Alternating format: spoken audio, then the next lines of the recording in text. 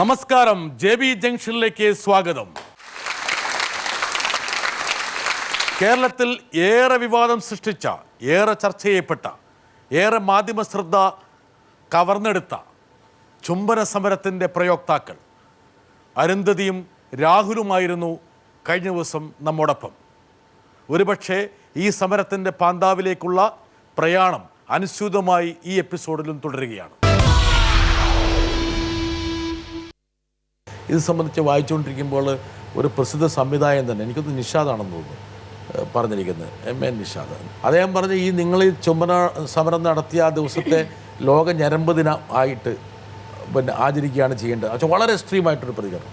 അപ്പം ഒരുപാട് പ്രതികരണങ്ങൾ വരുന്നുണ്ട്. ഒരുപക്ഷെ ആ പ്രതികരണങ്ങളാണ് ഞാൻ ഇവിടേക്കിന് ശേഖരിച്ചിരുന്നത്. ഇതൊന്നും എൻ്റെ ആകണമെന്നില്ല, മനസ്സിലാക്കിക്കൊള്ളുക. അപ്പം ഞാൻ വീണ്ടും ചോദിക്കുന്നൊരു ചോദ്യം, ഒരുപക്ഷെ ഈ ചുംബിക്കുക എന്ന് പറയുന്നത് അതൊരു പ്രത്യേക മാനസിക അവസ്ഥ ചെയ്യേണ്ടതാണ്, ഒരു ആർട്ടിഫിഷ്യലായി ചെയ്യേണ്ടതല്ല. ഇപ്പം രാഹുലിന് രശ്മിയോടുള്ള ഒരു സ്നേഹം ഒരു പ്രത്യേക തരത്തിലെത്തുമ്പോൾ അല്ലെങ്കിൽ പ്രകടിപ്പിക്കാൻ വേണ്ടി ചെയ്യണം. യാന്ത്രികമായിട്ട് ശരി നിന്നെ അങ്ങ് ചുംബിച്ചേക്കാം എന്ന് പറഞ്ഞാൽ വരേണ്ടതാണോ ചുംബനം? ആദ്യം തന്നെ ഞാൻ MA നിഷാദിന്റെ പ്രതികരണത്തോട് അല്ലല്ല ഞാൻ ഈ പറഞ്ഞ അത് ഞാൻ ഇതിനോട് ആദ്യം അത് മുമ്പ് പറഞ്ഞ കാര്യം തന്നെയാണ്. ശരീരം ഒരു പൊളിറ്റിക്കൽ ടൂളാക്കി മാറ്റി, ശരീരമാണ് രാഷ്ട്രീയം എന്നുള്ള ഒരു സങ്കല്പമുണ്ട്. അപ്പൊ നിൽപ്പ് സമരം ഒരു രാഷ്ട്രീയ പാർട്ടിയുടെയും പിന്തുണയില്ലാതെ ഒരു ശരീരത്തെ തന്നെ ഉപയോഗിച്ചുകൊണ്ട് ആദിവാസികൾ നടത്തിയ ഒരു സമരത്തെ വിജയത്തിലേക്ക് എത്തിക്കാൻ അവർക്ക്. ഞാൻ ചോദിക്കണമെന്ന് വെച്ചാല് അരുന്ധതി, ഞങ്ങൾ തെരുവിൽ ചെയ്യുന്ന ചുംബനം ഭാര്യ ഭർത്താവിന് കൊടുക്കുന്നതല്ല, അച്ഛൻ അമ്മയ്ക്ക് കൊടുക്കുന്നതല്ല, സഹോദരൻ സഹോദരിക്ക് കൊടുക്കുന്ന ചുംബനം ഒന്നുമല്ല. ഞങ്ങൾ അവിടെ ഒരു ആശയത്തെയാണ് ചുംബിക്കുന്നത്. അതൊരു സമര ചുംബനം എന്നൊരു പുതിയ ചുംബനമാണ്. സമര ചുംബനം അവിടെ തെരുവിൽ ഞങ്ങൾ ഒരു ആശയത്തെയാണ് ചുംബിക്കുന്നത്. ആ ചുംബനത്തെ ഞങ്ങളാണ് ഡിഫൈൻ ചെയ്തത്. ഇതുവരെ അതിന് ഡെഫിനിഷൻ ഉണ്ടായിരുന്നില്ല. അപ്പൊ ഇതുവരെ നമ്മളിപ്പോ വാത്സ്യായനൊക്കെ പറഞ്ഞിരിക്കുന്ന പലതരത്തിലുള്ള ചുംബനത്തിന്റെ പട്ടികയിലേക്ക് അരുന്ധതി പുതിയൊരു ചുംബനത്തെ നിങ്ങൾ പ്രദാനം ചെയ്തു. നിങ്ങൾക്ക് വേണമെങ്കിൽ അല്ല അങ്ങനെയല്ലേ, അല്ല നിങ്ങൾക്ക് വേണ്ടിയല്ല, നിങ്ങൾ ചേർത്തുന്നതാണ്. രാഹുൽ ഞങ്ങൾ അതിൽ ചേർത്തു എന്ന് പറഞ്ഞില്ല, യാന്ത്രികമായി സംഭവിക്കുന്നത്. നമ്മുടെ ഈ ഷോ കാണുന്ന വളരെ സാധാരണക്കാരായ പ്രേക്ഷകരുണ്ടാകും. പക്ഷെ അവർക്ക് ഹൃദ്യമായിട്ട് ഇത് മനസ്സിലാക്കാൻ വേണ്ടിയിട്ട് രാഹുൽ ഉദ്ദേശിച്ചത് ഇന്ത്യയിൽ നിലനിൽക്കുന്ന അല്ലെ ലോകത്ത് നിലനിൽക്കുന്ന വ്യത്യസ്ത തരത്തിലുള്ള ചുംബനങ്ങളുടെ പട്ടികയിലേക്ക്, ചുംബന നിഘണ്ടുവിലേക്ക് നിങ്ങൾ പുതിയൊരു ചുംബനം കൂടി പ്രദാനം ചെയ്തു. അതാണ് ഉദ്ദേശിച്ചത്. രാഷ്ട്രീയ ചുംബനം, രാഷ്ട്രീയ ചുംബനം. ഇപ്പൊ ധൃതരാഷ്ട്രാലിംഗൻ എന്നൊക്കെ പറയുന്നത്. Okay fine. നമുക്ക് ഇപ്പോ പരസ്പരം സ്നേഹം തോന്നുമ്പോഴാണ് ഒരു പക്ഷെ നമ്മൾ കെട്ടിപ്പിടിക്കാം. പക്ഷെ അങ്ങേയറ്റം പ്രശ്നത്തിൽ നിൽക്കുന്ന ഇപ്പോൾ ഇമാജിനറി ആയിട്ട് കണ്ടാൽ ഇപ്പോൾ പലസ്തീന്റെയും ഇസ്രായേലിന്റെയും ഭരണത്തലവന്മാർ തമ്മിൽ അവർ വന്നൊന്ന് കെട്ടിപ്പിടിക്കുമ്പോൾ അതിന്റെ അർത്ഥം അവിടെ വല്ലാതെ മാറുന്നുണ്ട്. അതൊരു സമൂഹത്തിന് കൊടുക്കുന്ന ആശയം വലുതാണ്. അത് തന്നെയാണ് ഒരു പരസ്യമായൊരു സ്ഥലത്ത് നിന്നുകൊണ്ട് പരസ്പരമുള്ള സ്നേഹത്തെ സ്വതന്ത്രമായി പ്രകടിപ്പിക്കാൻ ഞങ്ങൾക്ക് അവകാശമുണ്ട്, അത് കോൺസ്റ്റിറ്റ്യൂഷണൽ മൊറാലിറ്റിയാണ് എന്ന് ഉറക്കെ പറഞ്ഞുകൊണ്ട് പ്രതിഷേധിച്ചുകൊണ്ട് ഈ മോറൽ പോലീസുകൾക്കെതിരെ പ്രതിഷേധിച്ചുകൊണ്ട് ചുംബിക്കുകയാണ്. അവിടെ കാമത്തെ കാണുന്നുണ്ടെങ്കിൽ, അതിനെ ഞരമ്പ് രോഗമായി കാണുന്നുണ്ടെങ്കിൽ അവരുടെ രാഷ്ട്രീയ വിദ്യാഭ്യാസം എത്രത്തോടെ ഉണ്ടെന്ന് ആലോചിച്ചാൽ മതി. അതൊന്ന് ചർച്ച ചെയ്യുക പോലും വേണ്ടാത്ത കാര്യങ്ങളാണ്. നമ്മൾ മറൈൻ ഡ്രൈവിലും കോഴിക്കോടും സംഭവിച്ചത്. സമരം ചെയ്യാൻ വന്നവർ വളരെ കുറച്ച് പേര്, എതിർക്കാൻ വന്നവർ കുറച്ച് പേര്, അതിൽ രണ്ടിലും പെടാത്തൊരു വലിയ ജനക്കൂട്ടം അവിടെ ഉണ്ടായിരുന്നു. യഥാർത്ഥ മലയാളി. ഇപ്പം BBC ചാനൽ ലോക ഞരമ്പ് ദിനം എന്ന് പറഞ്ഞുകൊണ്ട് MA നിഷാദ് പറഞ്ഞുകൊണ്ട് BBC ചാനൽ ഒരു ലോക മാധ്യമം ഇന്റർനാഷണൽ മീഡിയ റിപ്പോർട്ട് ചെയ്തു. ഇത് ഒരു മരത്തിന്റെ മുകളിൽ ഒരു ലാപ്ടോപ്പ്, ഒരു മൊബൈൽ ഫോണുമായിട്ട് കയറിയിരിക്കുന്ന ഒരാളുടെ ചിത്രം വെച്ച് is it so worse in India എന്നാണ് ചോദിച്ചത്. രണ്ടുപേര് ചുംബിക്കുന്ന കാണാൻ ഫോട്ടോ എടുക്കാൻ മൊബൈൽ ഫോണുമായിട്ട് മരത്തിന്റെ മുകളിൽ കയറി ഇരിക്കുക. ആരാണ് ഞരമ്പ് ഇവിടെ? നിങ്ങൾക്ക് അടി കിട്ടിയോടോ? അല്ല, ഇത് ഞങ്ങളല്ല, രണ്ടുപേരെ ഒരു മറൈൻ ഡ്രൈവ് കിട്ടിയാ? അല്ല, ഇത് കോഴിക്കോട്. നിങ്ങൾക്ക് കിട്ടിയിട്ടില്ല? ഞങ്ങളല്ല. പോലീസ് രക്ഷപ്പെടുത്തിയോ? ഇൻവെർട്ടർ കോമ 1000-ഓളം വരുന്ന സംഘപരിവാർ പ്രവർത്തകർ പോലീസ് സ്റ്റേഷന് മുന്നിൽ, കമ്മീഷൻ ഓഫീസിന് മുമ്പിൽ തടിച്ചു കൂടിയിട്ടുണ്ട്. അവരുടേക്ക് അറസ്റ്റിലായ 30 സമരക്കാരെ കമ്മീഷൻ ഓഫീസിൽ നിന്നും തള്ളി വെളിയിലേക്ക് ഇറങ്ങി. പക്ഷേ നിങ്ങളുടെ ഈ സമരം കൊണ്ട് ഒരുപക്ഷെ സംഘപരിവാറിന്റെ ഒരു സദാചാര പരിപാടിക്കെതിരെയാണ് തുടങ്ങിയെങ്കിലും ഒരുപാട് ആൾക്കാർ ഇതിനോട് ഉള്ള പ്രതിഷേധമായിട്ട് രംഗത്ത് വന്നു.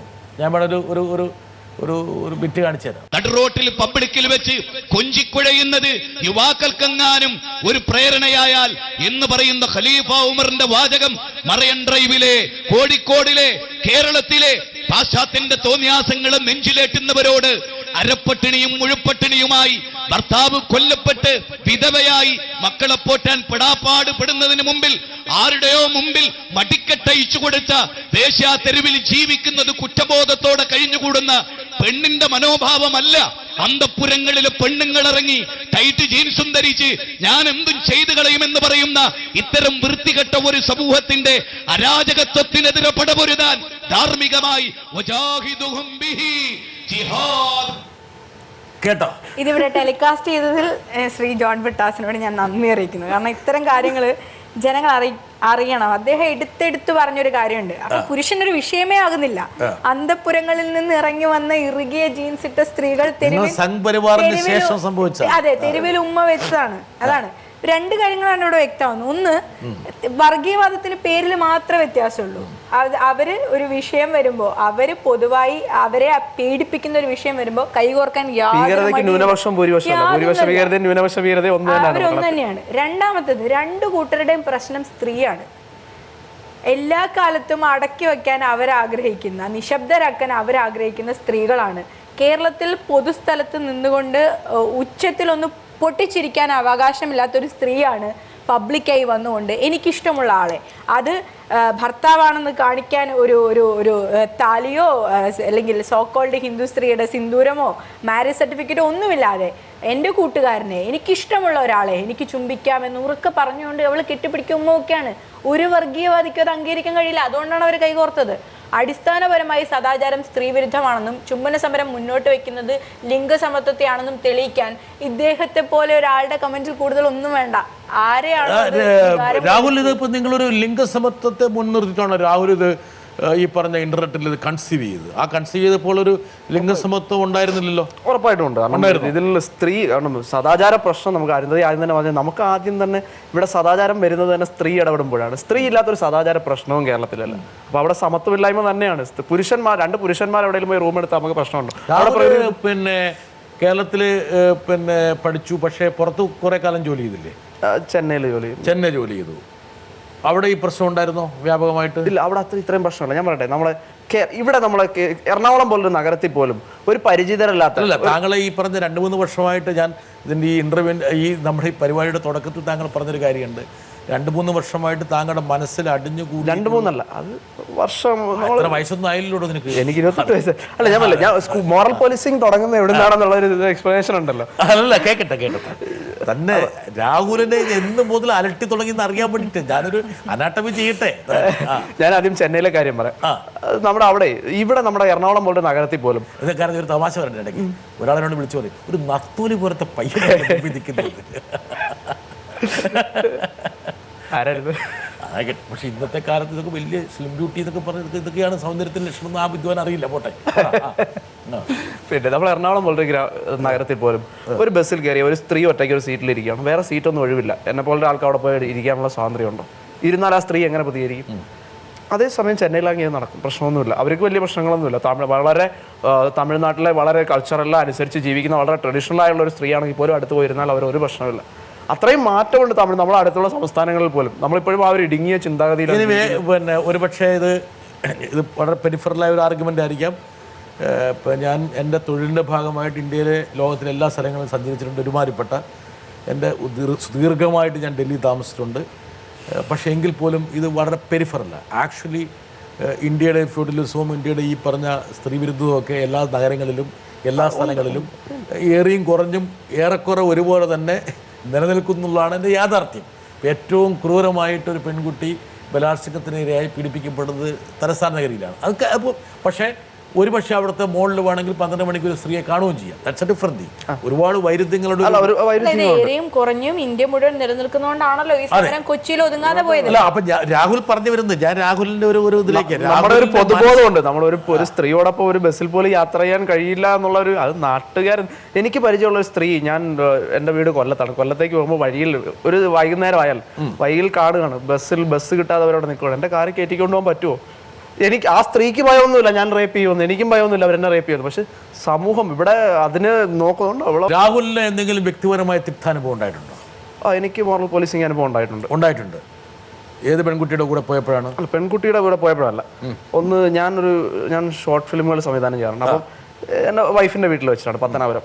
ആ സ്ഥലത്ത് വെച്ച് ഷോർട്ട് ഫിലിം ആകുമ്പോൾ 2-3 കാറൊക്കെ വരുന്നു. കുറച്ച് പേര് 10-20 പേരോളം ഉണ്ട്. അവരവിടെ താമസിക്കുന്നു 2 ദിവസം.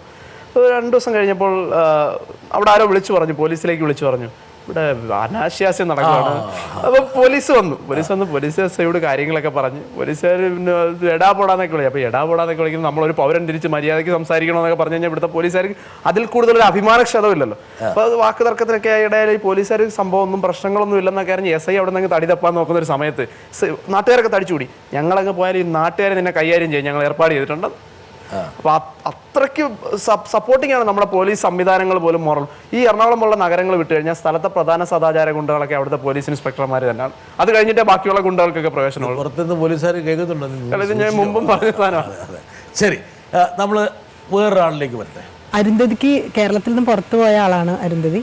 തിരിച്ച് കേരളത്തിൽ വന്ന് ജീവിക്കാൻ പ്രോത്സാഹിപ്പിക്കുന്ന ഒരു അന്തരീക്ഷം ഇതുമൂലം ഉണ്ടായിട്ടുണ്ടോ? അല്ലെങ്കിൽ കേരളം വിട്ടുപോയ ഒരുപാട് സ്ത്രീകൾ തിരിച്ചു വരാൻ ആഗ്രഹിക്കാത്തവരാണ്. ഞാനും അങ്ങനെയായിരുന്നു. ഞാൻ വളരെ വ്യക്തിപരമായ ചില പ്രശ്നങ്ങൾ കൊണ്ട് തിരിച്ചു വന്ന ഒരാളാണ്. അപ്പോൾ ഒരുപാട് സ്ത്രീകളുണ്ട് തിരിച്ചു വരാൻ ആഗ്രഹിക്കാത്തത്. അപ്പം ഈ ഒരു സമരത്തിനൊക്കെ ശേഷം കേരളത്തിൽ നിന്ന് പുറത്തുപോയ സ്ത്രീകൾക്കൊക്കെ തിരിച്ചു വരാൻ പറ്റുന്ന ഒരു അന്തരീക്ഷം കേരളത്തിൽ ഉണ്ടായി വരും എന്നൊരു പ്രതീക്ഷ അരുന്ധതിക്കുണ്ടോ? നാട്ടിലേക്ക് വരുന്നില്ലേ ഇപ്പൊ? അവിടെ പോയപ്പോൾ ഞാൻ എൻ്റെ ഉന്നത പഠനത്തിന് വേണ്ടി മാത്രം ഓപ്റ്റ് ചെയ്തതാണ് ഹൈദരാബാദ്, അല്ലാതെ സദാചാരവാദികളെ പേടിച്ചോടിപ്പോയെന്നല്ല. അതുകൊണ്ട് തന്നെ ഇവിടേക്ക് തിരിച്ചു വരും. പിന്നെ ഷാഹിന ചേച്ചി പറഞ്ഞ പോലെ അവരും ഒരുപാട് തരത്തിലുള്ള ആക്രമണങ്ങൾ നേരിട്ടിട്ടുള്ള ഒരു സ്ത്രീയാണ് ഇത്തരത്തിൽ. അപ്പോൾ പറഞ്ഞതുപോലെ ഇവിടെ വരുമ്പോൾ ഒരു നിരാശയുണ്ട്. ഇപ്പോൾ ഹൈദരാബാദിൽ എനിക്ക് 11 മണിക്കോ 12 മണിക്കോ ക്യാമ്പസിന് പുറത്തു പോകാം, ഒറ്റയ്ക്ക് നടക്കാം. അവിടെ ഒരു പോലീസോ നാട്ടുകാരനോ വന്നിട്ട് എന്നെ ചോദ്യം ചെയ്യില്ല. അതെൻ്റെ വ്യക്തിപരമായ അനുഭവമാണ്. പക്ഷേ ഇവിടെ വരുമ്പോൾ ആ സ്വാതന്ത്ര്യം ഇല്ലായ്മ ചെയ്യുന്നെങ്കിൽ പോലും ഒരു പക്ഷേ കിസ് ഓഫ് ലവിലൂടെ എനിക്ക് കാണാൻ കഴിഞ്ഞ അതാണ്, നമ്മളെപ്പോലെ ചിന്തിക്കുന്ന അല്ലെങ്കിൽ ഈ ഒരു സ്വാതന്ത്ര്യം ഇവിടെ വരണമെന്ന് ആഗ്രഹിക്കുന്ന 1-2 അല്ല 1,00,000-ലധികം വരുന്ന ചെറുപ്പക്കാരുടെയെങ്കിലും പിന്തുണയുണ്ട്. അതുകൊണ്ട് തന്നെ വളരെ ശുഭാപ്തി വിശ്വാസത്തോടു കൂടി തന്നെ ഇവിടെ ജീവിക്കാൻ തയ്യാറാണ്. ഒരു കലാകാരിയല്ലേ പൂർണ്ണാർത്ഥത്തിൽ? അതെ, ഒരു കലാകാരിക്ക് എപ്പോഴും മറ്റൊരു സാധാരണ ഒരു ആളെക്കാൾ കൂടുതൽ ഒരു സ്വാതന്ത്ര്യം എപ്പോഴും സമൂഹം നൽകാറുണ്ട്, എപ്പോഴും ഇല്ലേ? എനിക്കറിയില്ല, കാരണം അത് നമുക്ക് നമ്മൾ ചോദിച്ച് വാങ്ങിയെടുക്കുന്ന ഒരു സ്വാതന്ത്ര്യം അല്ലേ അത്? നമുക്കൊരു ഒന്നാണോ അത്? അതെ, റീസെന്റ് അനുഭവം. നമ്മളെ ഹിമ ശങ്കർ കലാകാരിയാണ്. ഒരു നാടകം കഴിഞ്ഞിട്ട് രാത്രി 12 മണിക്ക് സുഹൃത്തിനൊപ്പം ബൈക്കിൽ പോയപ്പോൾ അവളെ പിടിച്ച് പോലീസ് സ്റ്റേഷനിൽ കൊണ്ടുപോയി അഭിസാരികയാക്കി മാറ്റി ചിത്രീകരിച്ചത് കേരള പോലീസ് തന്നെ. അതിനോടുള്ള ഏറ്റവും കടുത്ത റിയാക്ഷൻ വന്നതും കേരളത്തിൽ തന്നെയാണ്. ഈ പറഞ്ഞ പോലെ കലാകാരികൾക്ക് സ്വാതന്ത്ര്യം നൽകുന്നു എന്നുകൊണ്ട് കമ്പാരിറ്റീവ്ലി ഈ മറ്റ് മേഖലയിൽ വിവരിക്കുന്ന പുതാം പറഞ്ഞാൽ ഓരോ സെക്ടറിലുള്ളവർക്ക് ഓരോരുത്തരുടെ പുതാം പറഞ്ഞാൽ ഇപ്പം വീട്ടിൽ നിന്ന് തന്നെ കൂടുതൽ സ്വാതന്ത്ര്യം ഒരു പക്ഷേ അരുന്ധതിക്ക് കിട്ടുന്നത്. അരുന്ധതി വളരെ ചെറിയ ക്ലാസ്സിൽ തന്നെ ഈ പറഞ്ഞ കലാരംഗങ്ങളിലൊക്കെ പങ്കെടുക്കുമ്പോൾ ഉണ്ടായ ഒരു കോൺഫിഡൻസും ആ മേഖല നൽകിയിട്ടുള്ള പല പ്രചോദനമായിരിക്കാം. ഇതൊക്കെ പലപ്പോഴും നമ്മുടെ വ്യക്തികളെയൊക്കെ ഭൂതാൻ പറഞ്ഞ ഒരു ജേർണലിസ്റ്റിനായിട്ടുള്ള ഒരാൾക്ക് കിട്ടുന്ന ഒരു സ്വാതന്ത്ര്യം ഒരു പക്ഷേ എല്ലാവർക്കും കിട്ടണമെന്നില്ല. ഇതൊക്കെ എപ്പോഴും പ്രൊഫഷനുമായിട്ട് ലിങ്ക്ഡ് ആയിട്ടൊരു സംഭവം കൂടി അതുണ്ട്. പക്ഷേ പൊതുസമൂഹത്തിൻ്റെ എല്ലാ സ്വഭാവങ്ങളും അതിൽ പ്രകടമാവുകയും ചെയ്യും. അതൊരു ജാമ്യം എടുക്കലാണ്. ഞാൻ സമൂഹത്തിൽ രാത്രി 8 മണിക്ക് ശേഷം ഇറങ്ങി നടക്കുന്ന ഒരു സ്ത്രീ ഒരു ജാമ്യം എടുക്കുകയാണ്. ഞാനൊരു ജേർണലിസ്റ്റാണ്, എനിക്ക് ഇറങ്ങി നടന്നേക്കേണ്ട സ്വാതന്ത്ര്യം ഉണ്ടോ? അപ്പോൾ നമ്മൾ നളിനി ജമീല പറഞ്ഞൊരു വാചകമുണ്ട്, സമൂഹത്തിൽ നമുക്ക് സ്ത്രീകൾക്ക് ബലാത്സംഗ ഭീതി തന്നെയാണ്. എന്തിനാണ് അവർ ഭീതി? സമൂഹത്തിൽ 8 മണിക്ക് ശേഷം ഇറങ്ങി നടക്കുന്ന സ്ത്രീക്കുള്ളൊരു കേരള സമൂഹത്തിലുള്ള ഒരു ബലാത്സംഗ ഭീതിയുണ്ട്. ആ ഭീതിയെ അതിജീവിച്ച ഒരു ലൈംഗിക തൊഴിലാളികൾ മാത്രമാണ്. അതുപോലെ അതോടെ ഈ ജേർണലിസ്റ്റുകൾ എനിക്ക് ഒന്നാമത്തെ കാര്യം വെച്ചാൽ ഒരുപക്ഷെ നിങ്ങൾ കേരളത്തിന് അർഹിക്കാത്ത ഒരു ഇരുളിമ ചാർത്തി കൊടുക്കുന്നതാണോ എന്ന കാരണത്തിൽ ഇവിടെ എത്രയോ സ്ത്രീകൾ 8 മണി കഴിഞ്ഞു 7 മണി കഴിഞ്ഞു 9 മണി കഴിഞ്ഞ് യാത്ര ചെയ്യുന്നുണ്ട് നിരന്തരമായിട്ട്. എത്ര സ്ത്രീകൾ ഭയമില്ലാതെ ഞാൻ ചോദിക്കുകയാണ്. പുതാൻ പറഞ്ഞാൽ അരുന്ധതി തന്നെ എത്രയോ കാലം എത്രയോ പരിപാടികളിൽ യാത്ര സഞ്ചരിച്ചിട്ടുണ്ട്. ഞാൻ ചോദിക്കണെന്ന് വെച്ചാൽ ഇത് ഞാൻ അരുന്ധതിയോട് ചോദ്യം ചോദിക്കാം. വളരെ മോശപ്പെട്ട സിറ്റുവേഷനാണ് കേരളത്തിൽ. പത്തനാപുരത്ത് നിന്നും അരുന്ധതിയുടെ വീടായ റാന്നിയിലേക്ക് രാത്രി 9 മണിക്ക് ശേഷം ഒറ്റയ്ക്ക് സഞ്ചരിക്കണമെങ്കിൽ അരുന്ധതിക്ക് എത്രത്തോളം ധൈര്യം ഉണ്ടാവും സ്വന്തം ശരീരത്തെ കുറിച്ച്? അരുന്ധതിക്ക് ധൈര്യമുണ്ട്. അല്ല, എത്രത്തോളം പെൺകുട്ടിക്ക് എത്രത്തോളം ഉണ്ടാവും? അതെ, ഞാനത് എന്റെ വീട്ടുകാരെ എടുത്ത് സമ്മതിപ്പിച്ച് വാങ്ങിയെടുത്തു എന്നാണത്. ഒന്നും സംഭവിക്കില്ല എന്നുള്ള രീതിയിൽ. പക്ഷേ ഈ പറഞ്ഞ പോലെ രാത്രി ഇപ്പോൾ IFFK നടക്കുന്ന സമയങ്ങളിലാവട്ടെ രാത്രി യാത്ര ചെയ്ത് വരുമ്പോൾ ഒറ്റയ്ക്ക് നടന്ന് തിരിച്ച് താമസിക്കുന്ന സ്ഥലത്തേക്ക് വരുമ്പോൾ ഒരുപാട് തരത്തിലുള്ള മോശം കമൻറ്റുകൾ കേട്ടുകൊണ്ടാണ് നമ്മളിങ്ങനെ നടക്കുന്നത്. അപ്പോൾ ഇവിടെ ഇത്രയും സ്വാതന്ത്ര്യം ഉണ്ടെങ്കിൽ എങ്ങനെയാണ് ശ്രീ ജോൺ ബ്രിട്ടാസ് ഇത്രത്തോളം സ്ത്രീകൾക്ക് എന്താ പറയുക ഗാർഹിക പീഡനങ്ങൾ ഉണ്ടാവുക, സ്ത്രീ പ്രതികരിക്കാത്ത ഒരാളായി ഒതുങ്ങിപ്പോവുക, ലൈംഗിക പീഡനങ്ങൾ ഉണ്ടാവുക, പുറത്തു വരാത്ത തരത്തിലുള്ള ഡൊമസ്റ്റിക് വയലൻസ് നടക്കുക?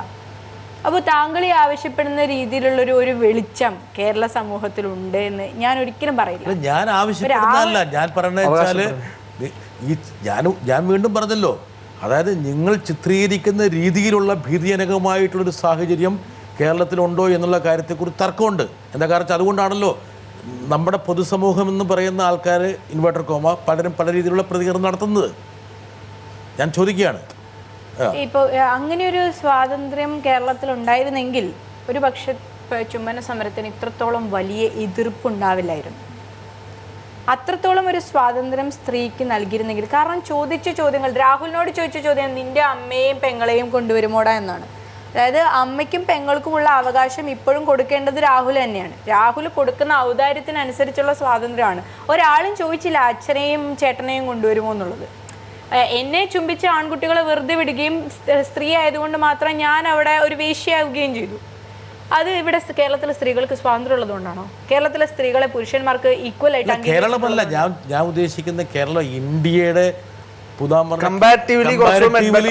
കമ്പാരിറ്റീവ്ലി കുറച്ചും കൂടി ഈ പറഞ്ഞ ഉദാഹരണം പറഞ്ഞാൽ ഇങ്ങനൊരു സമരമാർഗം ഒരുപക്ഷെ അതിനെതിരെ ഉണ്ടായ റിട്ടാലിയേഷനെ പ്രതിരോധിക്കാനെങ്കിലും കുറെ ആൾക്കാർ ഇറങ്ങിയൊരു സ്ഥലമാണ് കേരളം. അത് നമുക്കിവിടെ വ്യക്തമായ ഇടതുപക്ഷ വേരോട്ടം ഉണ്ടാവില്ല. ഈ പറഞ്ഞ ഇന്ത്യയുടെ തലസ്ഥാനത്ത് പട്ടാളം കാവൽ നിൽക്കുന്ന ഡൽഹിയിൽ പോലും ഒരുപക്ഷെ അങ്ങനെ പ്രതിരോധത്തിനൊരു കവചം ഉണ്ടാക്കാൻ സാധ്യതയുണ്ടാവില്ല. ഞാൻ ഇതിൻ്റെ സീരിയസ് ആയിട്ട് ഞാൻ പറയുകയാണ്. ഒരുപക്ഷെ അവിടെ വീണ്ടും ജാതിയുടെ പേരിൽ വേണേൽ ആൾക്കാർ വേർതിരിഞ്ഞേക്കാം. രാഹുലിൻ്റെയും അരുന്തിൻ്റെയും ജാതികൾ വെച്ചിട്ട് വേണമെങ്കിൽ അവിടെ വേണമെങ്കിൽ കുടിപ്പുകൾ ഉണ്ടാകാം. അതിൽ നിന്ന് എത്രയോ ബെറ്ററാണ് കേരളമെന്ന് സൂചിപ്പിക്കാൻ വേണ്ടി മാത്രമാണ്. നിങ്ങൾ പിന്നെ അടിവരയിടുന്ന പ്രതിസന്ധികൾ സ്വാഭാവികമായിട്ടും കേരള സമൂഹത്തിലുണ്ട്. അതിൻ്റെ പ്രതിഫലനമാണ് ഈ വരാൻ പോകുന്ന പ്രതികരണങ്ങൾ. വരട്ടെ.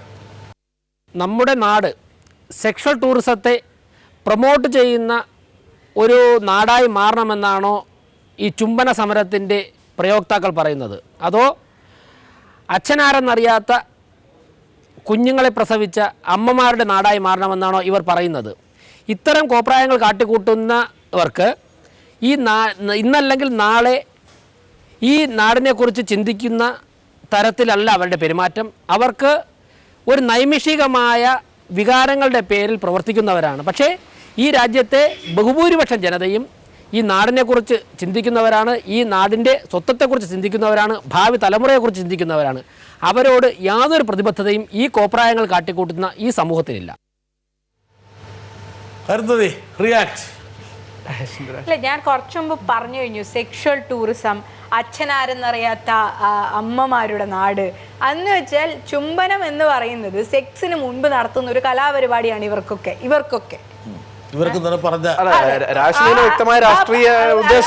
നമുക്ക് കൃത്യമായിട്ട് അറിയാം. അദ്ദേഹം പ്രതിനിധാനം ചെയ്യുന്ന രാഷ്ട്രീയ പ്രസ്ഥാനത്തിന് അതാണ് ചുംബനത്തിന്റെ അർത്ഥം.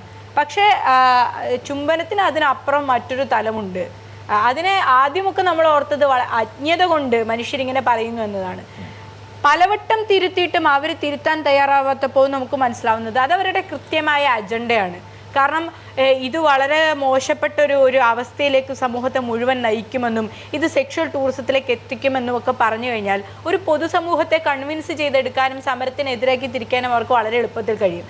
പിന്നെ ഞങ്ങൾ കാട്ടിക്കൂട്ടുന്ന കോപ്രായങ്ങൾക്കപ്പുറത്ത് ഇദ്ദേഹം പോലെയുള്ളവർ പ്രതിനിധാനം ചെയ്യുന്ന സംഘപരിവാറിനെ അവരുടെ ആശയമൊക്കെ ഉറപ്പിച്ചു വെച്ചിരിക്കുന്ന ഒരു ആണിക്കല്ലുണ്ടല്ലോ, മനുസംഹിത എന്ന് പറയുന്നത്, ഇത്രത്തോളം സ്ത്രീവിരുദ്ധമായിട്ടുള്ള മറ്റൊന്നും ഉണ്ടാവില്ല. അവർ മുന്നോട്ട് വയ്ക്കുന്ന ഹിന്ദുത്വ അജണ്ടകളിൽ ഒരിടത്തും സ്ത്രീക്ക് ശബ്ദമില്ല, പ്രാതിനിധ്യമില്ല, അധികാരമില്ല. ആ അധികാരത്തെ ഞങ്ങൾ ആവശ്യപ്പെടുന്നത് കൊണ്ടാണ് ചുംബന സമരത്തെ ഒരാളും കൂടി ഇതിനകത്ത് വരാൻ ആഗ്രഹിക്കുന്നുണ്ട് ഈ ചർച്ച. അയാളും കൂടെ വന്ന ശേഷം എനിക്ക് 2-3 ചോദ്യങ്ങൾ ചോദിക്കാറുണ്ട്. വരട്ടെ.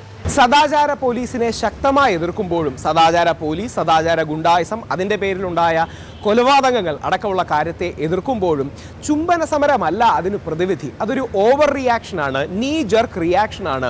ആ ചുംബന സമരം സദാചാര പോലീസിനെതിരെയുള്ള കേരളീയ പൊതുബോധത്തെ ഭിന്നിപ്പിക്കുമെന്നൊരു തിരിച്ചറിവ് നമുക്കുണ്ടാകണമെന്നാണ് എന്നെ പോലുള്ളവർ ആദ്യം തന്നെ പറഞ്ഞത്. ആ നിലപാട് തന്നെയാണ് ഇപ്പോൾ നമ്മുടെ പ്രിയപ്പെട്ട സഖാവ് ശ്രീ പിണറായി വിജയൻ, ഡിവൈഎഫ്ഐയുടെ സ്റ്റേറ്റ് കമ്മിറ്റി അടക്കമുള്ളവർ, കേരള ഹൈക്കോടതിയുടെ ഒരു ഒബ്സർവേഷൻ തുടങ്ങിയ ആൾക്കാർ ഉയർത്തിപ്പിടിക്കുന്നത്. അപ്പോൾ സദാചാര പോലീസ് നമുക്ക് വേണ്ട, എന്നാൽ സദാചാര പോലീസ് പോലെ തന്നെ ഒരു ഓവർ റിയാക്ഷനാണ്. അതിൽ നിന്ന് വിഭിന്നമാണെങ്കിലും ഇവർ ഈ ചുംബന സമരം ചെയ്യുന്നവരുടെ സ്പിരിറ്റ് ഉൾക്കൊള്ളുന്നു, പക്ഷേ അവരുടെ രീതി മാറ്റേണ്ടിയിരിക്കുന്നു. അതിനെക്കുറിച്ചൊരു ഇൻട്രോസ്പെക്ഷൻ വേണം. സദാചാര പോലീസ് എതിർക്കപ്പെടേണ്ടതാണ്. അതിന് എല്ലാവരെയും ഒരുമിപ്പിക്കുന്ന സമരമാർഗങ്ങൾ, പ്രതിഷേധ മാർഗങ്ങൾ വേണം എന്നുള്ളതാണ് ശരിയായ കാഴ്ചപ്പാട്. ഈ സമരത്തെ എതിർത്തവരിൽ 3 ഭാഗമുണ്ട്. ഒന്ന് രാഷ്ട്രീയമായ ലക്ഷ്യത്തോടുകൂടി എതിർത്തവർ, 2 പിന്നെ ഞങ്ങൾക്ക് പൊതുബോധത്തിൻ്റെ ഭാഗമായി നിന്ന് ഞങ്ങൾക്കിത് അംഗീകരിക്കാൻ കഴിയാത്തതുകൊണ്ട്, 2 ഇത് രണ്ടും അറിഞ്ഞുകൊണ്ട് വ്യക്തമായ വ്യവസ്ഥാപിത ലക്ഷ്യത്തോടു കൂടി എതിർത്തവരുണ്ട്. രാഹുൽ ഈശ്വറിനെ പോലെ ഒരാൾ ഇതിൻ്റെ എല്ലാ ഗുണങ്ങളും ഈ പാശ്ചാത്യ സംസ്കാരത്തിൻ്റെയൊക്കെ എല്ലാ ഗുണങ്ങളും അനുഭവിച്ച് ഇതിൽ രണ്ടും എന്താണെന്ന് അറിഞ്ഞുകൊണ്ട് ഒരു സവർണ വർഗീയവാദമാണ്. പാശ്ചാത്യ സംസ്കാരത്തിന്റെ ഗുണങ്ങൾ ഉദ്ദേശിക്കുന്നതാണ് രാഹുൽ ഈശ്വറിനെ പോലെ ഒരാൾ നമ്മളറിയാം, മലയാളി ഹൗസ് പോലൊരു പ്രോഗ്രാമിൽ അഭിനയിച്ച ആളാണ് രാഹുൽ ഈശ്വർ. അദ്ദേഹത്തിന് അതിന്റെ ചുമനങ്ങളിലെല്ലാം ഗുണം എന്നുള്ള അർത്ഥത്തിലാണോ? അല്ല, ഞാൻ പറയട്ടെ, രാഹുൽ ഈശ്വർ പോലെ ഒരാൾ ഇതിന്റെ എല്ലാം ഇത് രാഹുൽ ഈശ്വർ ഉണ്ട്. ഇതെല്ലാം അറിഞ്ഞുകൊണ്ട് ജനങ്ങളെ മനഃപൂർവ്വം തെറ്റിദ്ധരിപ്പിക്കാൻ വേണ്ടി ചില വാദങ്ങൾ ഉന്നയിക്കുന്ന ഒരാളാണ്. സ്ട്രോമാൻ ആർഗ്യുമെന്റ് എന്ന് പറയും. ഞാൻ ചിലത് പറയും അത് തന്നെ ആണ് എന്ന് ജനങ്ങൾക്ക് മുന്നിൽ വാദിച്ച് കാണിക്കുന്ന ഒരാളാണ് രാഹുൽ ഈശ്വർ. പിന്നെ പിണറായി വിജയന്റെ പ്രസ്താവനയോട്, സഖാവിന്റെ പ്രസ്താവനയോട് അദ്ദേഹം പറയും, സഖാവ് എന്തിനാണ് അങ്ങനെ ഒരു പ്രസ്താവന നടത്തിയത്? കിടപ്പറയിൽ ചെയ്യേണ്ടത് റോഡിൽ ചെയ്താൽ ജനം അംഗീകരിച്ചില്ല എന്ന് വരില്ല എന്നാണ് സഖാവ് പറഞ്ഞത്. അതിൽ വ്യക്തമായ ലക്ഷ്യമുണ്ട്. കാരണം ഇവിടെ ഈ രാഹുൽ ഈശ്വറിനെയും രാജേഷിനെയും പോലുള്ളവർ ഇവിടെ സെക്സ് സംസ്കാരം വരാൻ പോകുന്നു എന്ന് പറഞ്ഞ് ഇവിടെയുള്ള പാവപ്പെട്ട ജനങ്ങളെ പറ്റിച്ച് മിഡിൽ ക്ലാസിന്റെ വോട്ട് ബാങ്കിലേക്ക് സംഘപരിവാർ കയറി കൈയിട്ട് വാരാൻ നോക്കുവാണ്. അത് തടയേണ്ടത് സഖാവിന്റെ ഉത്തരവാദിത്തമാണ്. ഒരർത്ഥത്തിൽ നോക്കിയാൽ അത് ശരിയായ പ്രസ്താവന തന്നെയാണ്. ഒരാൾ കൊണ്ട് വരുന്നു. ചുംബന സമരം അരാജകത്വത്തിലേക്ക് പോവുകയും റോട്ടിൽ കാണുന്നവരെ എല്ലാം പിടിച്ചു ചുംബിക്കാനുള്ള ഒരു സമരമാണെങ്കിൽ ഒരു നിലയ്ക്കും ഞാൻ ഇതിനെ അനുകൂലിക്കുകയില്ല. പക്ഷേ ഈ പ്രതീകാത്മകമായ സമരം ഇവിടെ മൗലികമായിട്ടുള്ള സ്ത്രീയും പുരുഷനും തമ്മിലുള്ള സ്നേഹബന്ധത്തെ പോലും നിരോധിക്കുന്ന ചില പ്രവണതകൾക്കെതിരായിട്ടുള്ള മനുഷ്യാവകാശത്തിന് വേണ്ടിയിട്ടുള്ള ഒരു സമരമാണ്. ആ നിലയ്ക്കാണ് ഞാൻ അതുകൊണ്ട് തന്നെയാണ് ഈ സമരം പെട്ടെന്ന് പല രൂപത്തിലും ഭാവത്തിലും ചെറുപ്പക്കാർക്കിടയിൽ പ്രചരിച്ചു കൊണ്ടിരിക്കുന്നത്. ഇതിനെ അതിൻ്റെ വിശാലമായിട്ടുള്ള സമഗ്രമായ അർത്ഥത്തിൽ കാണണം എന്നാണ് എനിക്ക് പറയാനുള്ളത്. ഈ സമരം അരാജകത്വത്തിലേക്കോ തോന്നിവാസത്തിലേക്കോ വഴുതിപ്പോകാതിരിക്കാൻ കൂടി ചെറുപ്പക്കാർ ശ്രദ്ധിക്കണമെന്ന് കൂടി ഞാൻ ഈ അവസരത്തിൽ ഓർമ്മപ്പെടുത്തുകയാണ്. ഒരു ജാഗ്രതപ്പെടുത്തൽ. എനിക്ക് രാഹുൽ പറഞ്ഞൊരു പോയിൻ്റുണ്ട്. ഒരു പക്ഷേ ശ്രീ പിണറായി വിജയൻ ഇത് ഉദ്ദേശിച്ചിട്ടായിരിക്കാം പറഞ്ഞിട്ടുണ്ടാകുക. അതായത് ഇതിനെ ദുരുപയോഗിച്ചുകൊണ്ട് വലിയ യാഥാസ്ഥിക ശക്തികൾ ഇവിടെ ഈ പറഞ്ഞ പൊതുബോധത്തെ എക്സ്പ്ലോയിറ്റ് ചെയ്ത് ആ പൊതുബോധത്തിൻ്റെ സപ്പോർട്ടിനെ ഒരു രാഷ്ട്രീയ ആയുധമാക്കി മാറ്റാൻ ശ്രമിച്ചേക്കാം എന്നൊരു തോന്നൽ കൊണ്ടാണ് അദ്ദേഹം പറഞ്ഞത്. ആ അർത്ഥത്തിൽ അതിനെ സ്വാഗതം ചെയ്യുമെന്ന് രാഹുൽ പറഞ്ഞു. ഞാൻ ഇവിടെ ഈ ഒരു ഇതിൽ പ്ലറ്റോയിൽ നിന്ന് ചോദിക്കട്ടെ. ഒരുപക്ഷെ പലപ്പോഴും ചരിത്രത്തിൽ ഒരു എക്സ്ട്രീമായൊരു സംഭവം വേണമെങ്കിൽ പ്രൊവോക്ക് ചെയ്യാൻ വേണ്ടി സഹായിച്ചിട്ടുണ്ടെങ്കിലും അത് ഒരുപക്ഷെ സമൂഹത്തെ പിന്നോട്ട് നയിക്കാനും വഴിച്ചിട്ടുണ്ട്. പലപ്പോഴും യാഥാസ്ഥിക ശക്തികൾക്ക് പൊതുസ്വീകാര്യത നേരിടാൻ വേണ്ടി ഞങ്ങൾ പറഞ്ഞത് ശരിയല്ലേ, കണ്ടോ എന്ന് വേണമെങ്കിൽ ചിന്തിച്ചേക്കാം. ഉദാഹരണം പറഞ്ഞാൽ ഒരു ന്യൂനപക്ഷങ്ങൾ ഉത്തരേന്ത്യയിൽ, ഞാൻ എൻ്റെ ഒരു അനുഭവം വെച്ച് പറയാം. പലപ്പോഴും അവർ ഒരു ജാതിയുടെ അടിസ്ഥാനത്തിൽ ഒരു വലിയ പ്രൊവോക്കേഷന് പോയപ്പോൾ പലപ്പോഴും ആ പ്രൊവോക്കേഷന് എപ്പോഴും ഗുണം കിട്ടിയത് ഈ പറഞ്ഞ റൈറ്റ് ഫോഴ്സാണ്. ഒരു സെക്യുലർ ഫോഴ്സിൻ്റെ അല്ലെങ്കിൽ ഒരു പ്രോഗ്രസീവ് ഫോഴ്സിൻ്റെ അംബ്രലയിൽ നിന്ന് പ്രതികരിക്കാത്തതിൻ്റെ ദുരന്തം ഒരുപക്ഷെ ഉത്തരേന്ത്യൻ രാഷ്ട്രീയത്തിൽ എക്കാലത്തും ഈ പറഞ്ഞ ന്യൂനപക്ഷങ്ങൾക്കുണ്ട്. അതുപോലൊരു അപകടത്തിലേക്ക് ഒരു പക്ഷേ നിങ്ങൾ മലയാളത്തിലെ കേരളത്തിലെ സമൂഹത്തെ നയിക്കൂ? ഒരിക്കലുമില്ല. അത് ഇവിടെ നമ്മുടെ പുരോഗമന ശക്തികൾക്ക് സംഭവിച്ചൊരു കാര്യമുണ്ട്. ജനക്കൂട്ടമല്ലെന്നുണ്ടെങ്കിൽ പൊതുബോധം എന്ത് ചെയ്യണം എന്ന് അല്ലെ എന്ത് ചിന്തിക്കണമെന്ന് ദീർഘദർശിയായി വിഭാവനം ചെയ്തിരുന്നവരായിരുന്നു കമ്മ്യൂണിസ്റ്റ്. അവിടെ നിന്നും ജനക്കൂട്ടത്തിന് എന്തിഷ്ടമാണോ അത് പറയുന്നവനായി മാറിയ ഒരു ട്രാൻസിഷൻ നടന്നു. അവിടെയാണ് പ്രശ്നം ഉണ്ടായത്.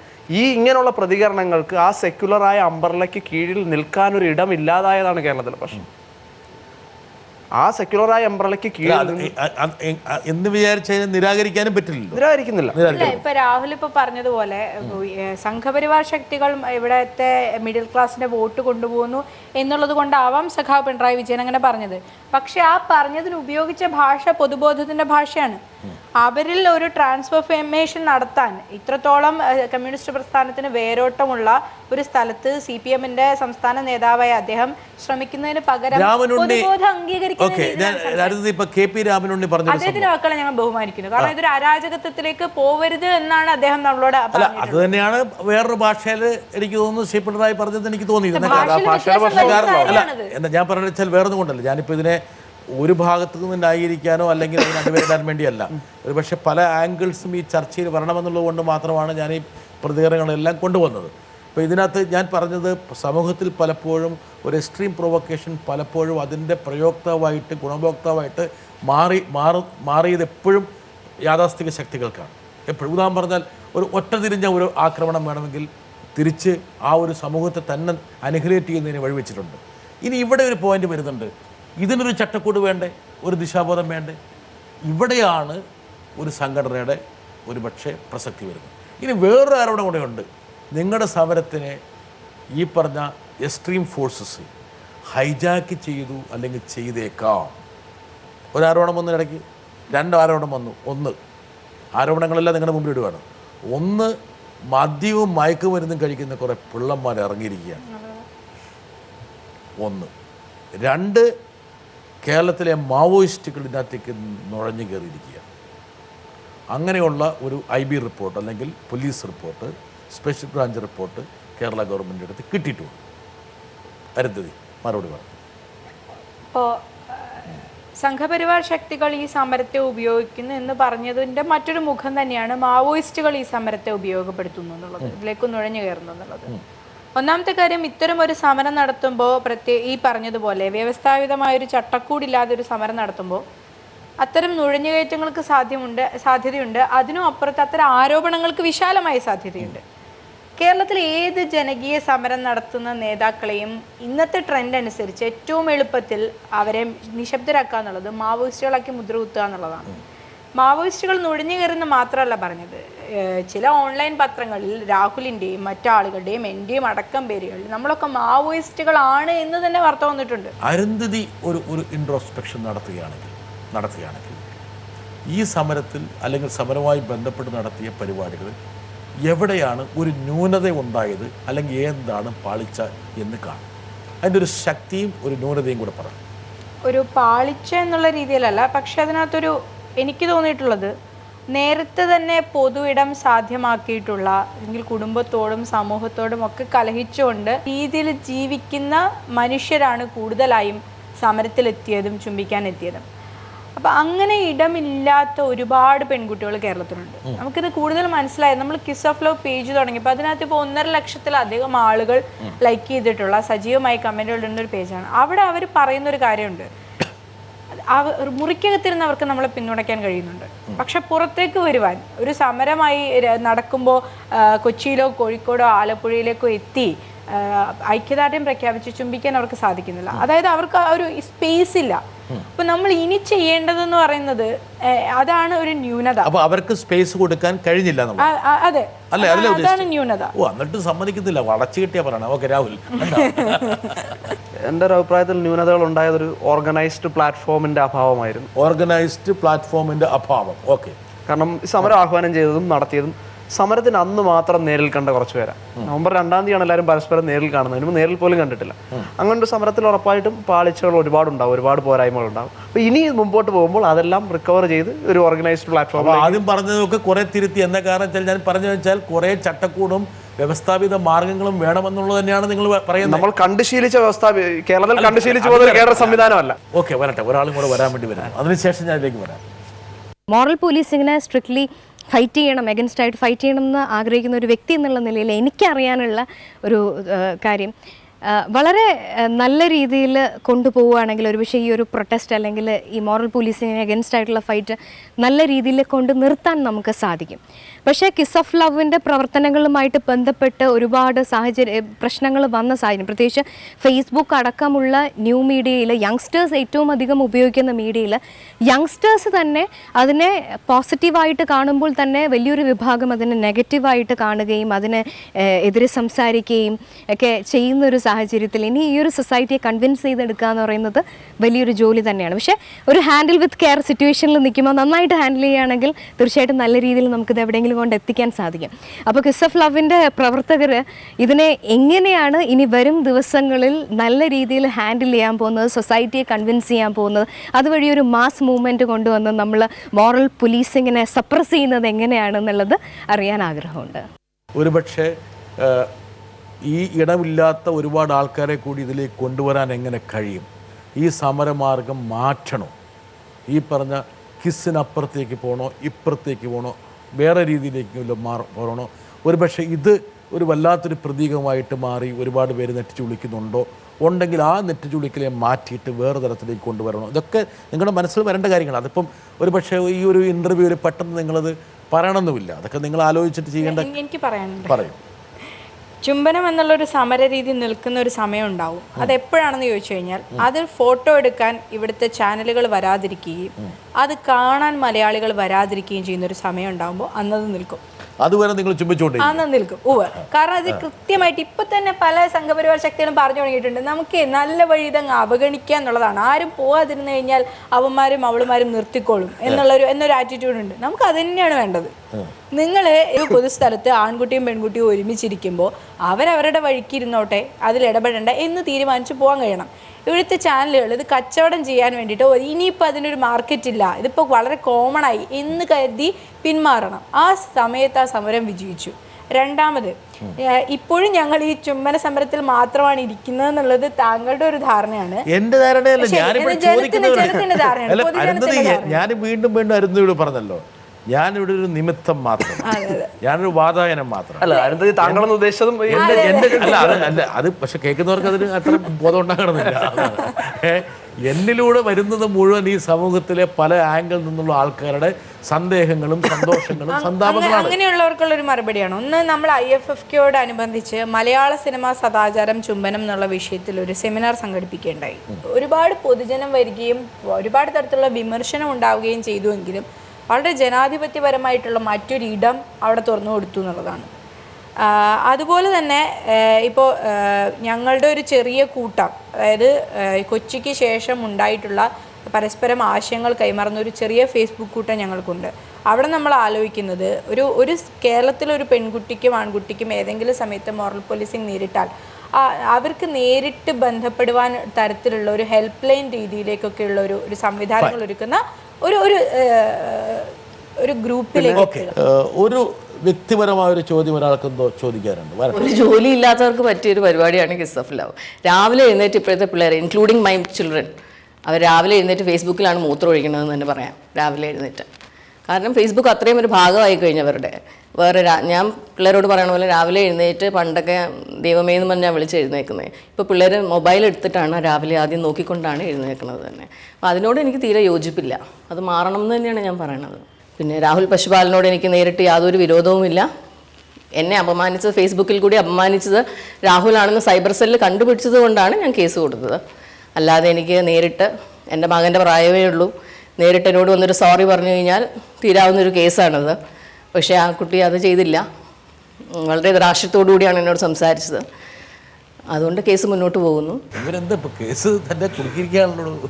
കുടുങ്ങിയൊന്നല്ല, അത് നമ്മുടെ സുപ്രീം കോടതി തന്നെ കേരള സർക്കാരിന് നോട്ടീസ് അയച്ചേക്കുന്ന ഒരു കേസാണ്. 118D എന്ന് പറഞ്ഞിട്ടൊരു കേരള. ഒരു പക്ഷേ അവർ പറഞ്ഞൊരു കാര്യമുണ്ട്, അതിലും വേണമെങ്കിൽ എന്താണ് സംസാരിച്ചപ്പോൾ ഭയങ്കര ധാർഷ്ട്യം കാണിച്ചു. എന്താ പറഞ്ഞത്? നമ്മുടെ ഭാഗത്ത് തെറ്റില്ലാത്തടത്തോളം കാലം നമ്മൾ ധാർഷ്ട്യം കാണിക്കും. അല്ല, ധാർഷ്ട്യമല്ല, അത് ധാർഷ്ട്യമല്ല, ഒരിക്കലും നമ്മൾ താഴില്ല. എന്റെ ഭാഗം ശരിയാണെന്ന് ഞാൻ 100% വിശ്വസിക്കുന്നിടത്തോളം കാലം എന്റെ ഭാഗം ശരിയാണ്. സോറി എന്നുള്ള വാക്ക് അവിടെ അപ്രസക്തമാണ്. സോറി പറയാൻ ഉദ്ദേശിക്കുന്നില്ല. അതാണ് അത് ശരിയെന്ന് പറഞ്ഞ് ഉറച്ചു നിൽക്കും. എന്തായാലും ആ രാഹുലിൻ്റെ ഒരു നിലപാട്, ഒരുപക്ഷെ രാഹുലിനെ ബന്ധപ്പെടുത്തി മാധ്യമങ്ങളിൽ ചർച്ച ചെയ്തിട്ടൊരു കേസാണിത്, അല്ലേ? എനിക്കിതിൻ്റെ വിശദാംശങ്ങൾ അറിയില്ല. എന്തോ ഫേസ്ബുക്കിൽ അവരെ അപമാനിച്ചു.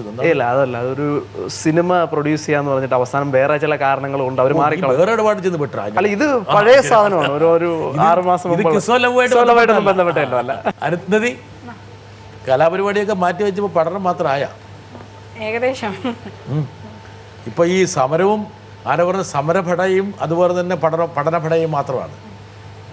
കലാരംഗത്ത് ഒരുപാട് നേട്ടങ്ങൾ പോയിട്ടുള്ള ഒരാളാണ്. അറിയോ രാഹുലിന്?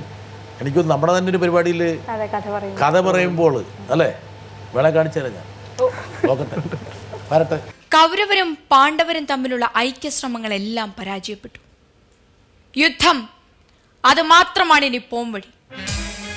ധർമാധർമ്മങ്ങൾ തമ്മിലുള്ള ഘോരയുദ്ധം പരാജയത്തിന്റെ പട്ടടയിലേക്ക് പാഞ്ഞെടുക്കുകയാണ് കൗരവന്മാർ. കാണാനുള്ള ഭാഗ്യം ഉണ്ടായിട്ടുണ്ടായിരുന്നില്ല. ഇപ്പൊ ഒരു ഭാഗ്യം ഉണ്ടായിട്ടുണ്ട്. എനിക്ക് ഉറപ്പുണ്ട് ഇനിയിപ്പോ അരുന്ധതിയെ കൊണ്ടൊരു കഥാപ്രസംഗം നടത്തിക്കുകയാണെങ്കിൽ ഈ രാമായണവും മഹാഭാരതവും എടുക്കില്ല. പക്ഷെ അത് ഘോരയുദ്ധമായിരിക്കും. ആ കഥ പോലെ ഒരു വലിയ ഫെമിനിസ്റ്റ് പെർസ്പെക്റ്റീവിൽ പറഞ്ഞൊരു കഥാപ്രസംഗമായിരുന്നു. പാടുമല്ല അരുന്ധതി? ഇല്ല ഇല്ല, തീരെ പാടില്ല. ആ റിയാലിറ്റി ഷോയിൽ എന്നെ ഏറ്റവും കൂടുതൽ ചീത്ത വിളിച്ചിട്ടുള്ള അതിന്റെ പേരിലാണ്. ഞാൻ പാടിയ ജഡ്ജസ് ഒരുപാട് പാടുപെട്ടിട്ടുണ്ട്. അരുന്ധതി ഒരു കവിതയുള്ളൂ, എനിക്ക് ഭയങ്കര ഇഷ്ടമുള്ള സാധനം. ഗാന്ധി. ആരാണു ഗാന്ധി, ആരാണു ഗാന്ധി, ആരാണു ഗാന്ധി, നിഴൽ ചുള്ളിയുന്നി ചരിത്രത്തിലെങ്ങോ നടന്നവൻ, താൻ തീർത്ത വറചട്ടിയിൽ വീണു താനേ പുകഞ്ഞവൻ, വെറുതെ കിനാവിന്റെ കഥകൾ പുലമ്പിയോൻ, കനവായിരുന്നുവോ ഗാന്ധി, കഥയായിരുന്നുവോ ഗാന്ധി. ഇലാമെ അരുന്ധതിയും കൂടെ ഒരുമിച്ച് കാണാൻ വേണ്ടിയിട്ട് കണ്ടോ, ഭയങ്കര ആസൂത്രിതമായിട്ട് ബ്രിട്ടാസാറ് ചെയ്തതാണെന്ന് ആരോപിച്ചേക്കരുത് കേട്ടാ. ഇത് സാന്ദർഭവശാൽ വന്നു പോയതാണ്. എന്തായാലും അരുന്ധതി, രാഹുൽ, നമ്മൾ ഒരു പക്ഷേ കേരളത്തിൽ ഏറ്റവും ശ്രദ്ധയാകർഷിച്ച ഒരു സമരത്തിൻ്റെ വ്യത്യസ്ത വശങ്ങളാണ് നമ്മളിവിടെ ചർച്ച ചെയ്തത്. ഒരുപക്ഷെ സമൂഹത്തിൽ പുതിയൊരു ദിശാബോധം പകരാൻ വേണ്ടിയിട്ട് സഹായിക്കട്ടെ. അതിനുള്ള എല്ലാ ഭാഗങ്ങളും ഒരു കാര്യം പറയൂ. അല്ലെ, ഇതിനൊരു കൃത്യമായിട്ടൊരു വളർച്ചയുണ്ട്. കിസ് ഓഫ് ലവിൽ നിന്ന് ഒരു പേരുകൾ മാറുമ്പോൾ തന്നെ കിസ് ഇൻ ദ സ്ട്രീറ്റിലേക്ക് എത്തിയപ്പോൾ തെരുവുകൾ പിടിച്ചെടുക്കുക എന്നുള്ളതായി, കിസ് അഗെയിൻസ്റ്റ് ഫാസിസത്തിലേക്ക് ആലപ്പുഴയിലേക്ക് എത്തിയപ്പോൾ അത് സാംസ്കാരിക ഫാസിസത്തിനെതിരെയുള്ള ഒരു എതിർപ്പായി മാറി. ഇതേ സമരം നടക്കുന്ന സമയത്തുണ്ടായ ചില പ്രശ്നങ്ങളുണ്ട്. നമ്മുടെ KSRTC ബസ്സിൽ നിന്ന് ഒരു സ്ത്രീയെ, അയ്യപ്പന്മാർ സഞ്ചരിച്ച ബസ്സിൽ നിന്ന് സ്ത്രീയെ ഇറക്കിയിട്ട സംഭവം, കൊച്ചിയിൽ ടോയ്ലറ്റിൽ നാപ്കിൻ കണ്ടതിൻ്റെ പേരിൽ 40-ലധികം ജോലിക്കാരെ തുണിയഴിച്ച് പരിശോധിച്ച സംഭവം, ഇതിനൊക്കെ ഇപ്പോൾ എല്ലാ നാഷണൽ മീഡിയയും റിപ്പോർട്ട് ചെയ്തു. ഒരു കാലത്തും കേരളത്തിൽ കണ്ടിട്ടില്ലാത്ത തരത്തിലുള്ള പ്രതിഷേധമാണ് സോഷ്യൽ മീഡിയയിൽ ഉണ്ടാകുന്നത്. ഇത്തരത്തിലുള്ള പ്രതികരിക്കാനും പ്രതിഷേധിക്കാനുള്ള ഊർജം ആരൊക്കെ നിഷേധിച്ചാലും അത് കൊടുത്തിട്ടുള്ളത് കിസ് ഓഫ് ലവ് എന്ന് പറയുന്ന പ്രതിഷേധമാണ്. കിസ് ഓഫ് ലവ് അതുപോലുള്ള ഒരുപക്ഷെ പ്രക്ഷോഭങ്ങൾക്കും ഞാൻ നേരത്തെ സൂചിപ്പിച്ചതുപോലെ സമൂഹത്തിൻ്റെ നവീകരണത്തിനും വഴിവെക്കട്ടെ. അതിന് എത്രത്തോളം നവീകരണം നമുക്ക് വേണമെങ്കിൽ അതും സ്വായത്തമാക്കിക്കൊണ്ട് മുമ്പോട്ട് പോവുക. നിങ്ങളുടെ പുതിയ ദൗത്യങ്ങൾക്ക് JB ജംഗ്ഷൻ എല്ലാവിധ ഭാവങ്ങളും നേരുന്നു. നന്നായി വരട്ടെ.